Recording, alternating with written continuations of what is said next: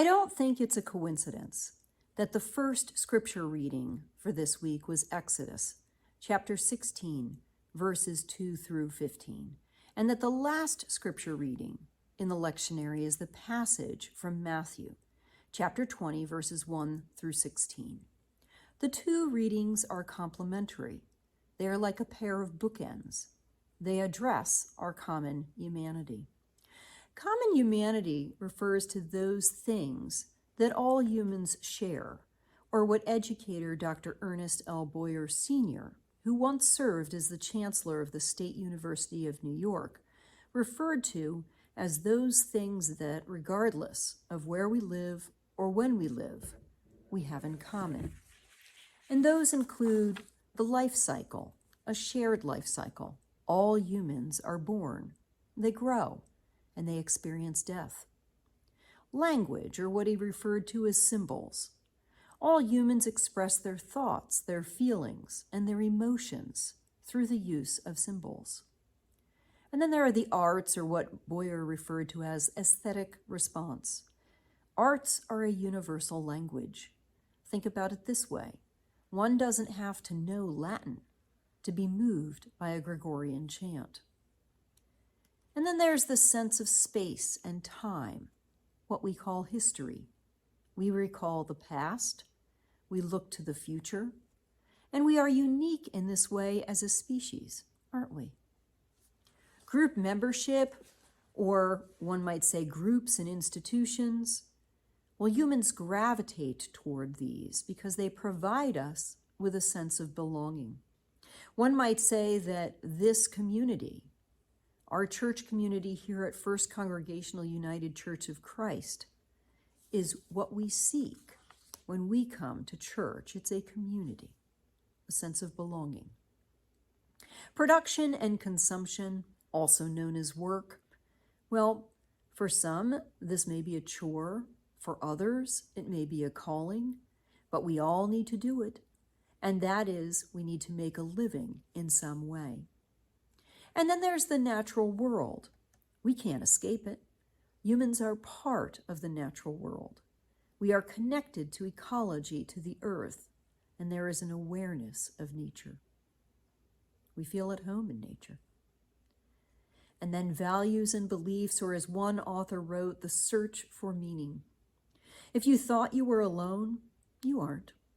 Humans are constantly searching for the meaning of life and wondering if there is a larger purpose, and if there is, what that purpose is and what it means. Humans share certain things. We laugh, we love, and those are good things. We also complain. Maybe some of us kvetch. That is something that I talked about in our children's sermon today. And try as we might, most of us are judgmental. It's not one of our better attributes. Having good judgment is great, especially if one is the CEO of a company or one is a doctor making an educated guess about which treatment might work or the best way to perform a difficult surgery.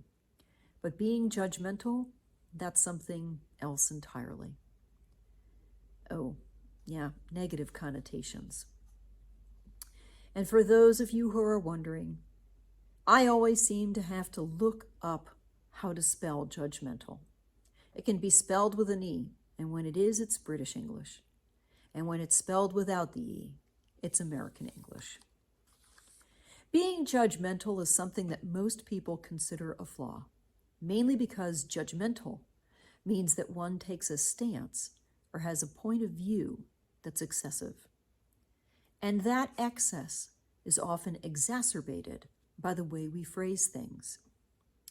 I'm not being judgmental, but you never should have done that. I don't want to sound judgmental, but that was a huge mistake. Another way to describe judgmental is critical to a fault. Of course, when we're being judgmental, we may not even notice it. We may not notice that we are comparing others to ourselves. We may not notice that at the root, when everything else is stripped away, that what we're really dealing with is jealousy, that we are envious of what someone else has, who they are, and as is the case with this parable in Matthew, of someone else benefiting from God's generosity. We want to have a say in who gets what. We want to be able to voice our opinions on what others are given by God. We want to have a say in who is forgiven. We think we should be able to help God decide who is forgiven. If you commit this crime, God will never forgive you. In other words, we covet God's power.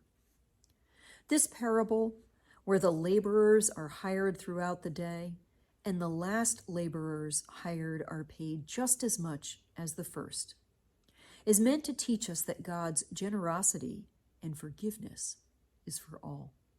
Our expectations, our justice, our hopes are ours and ours alone. We don't get to determine who is blessed, how they are blessed, and who is eligible for forgiveness. God's gifts, abundance, love, strength, courage, and forgiveness, are given freely and equally to all, whether they are first in line or they are the last to seek God out in their time of need.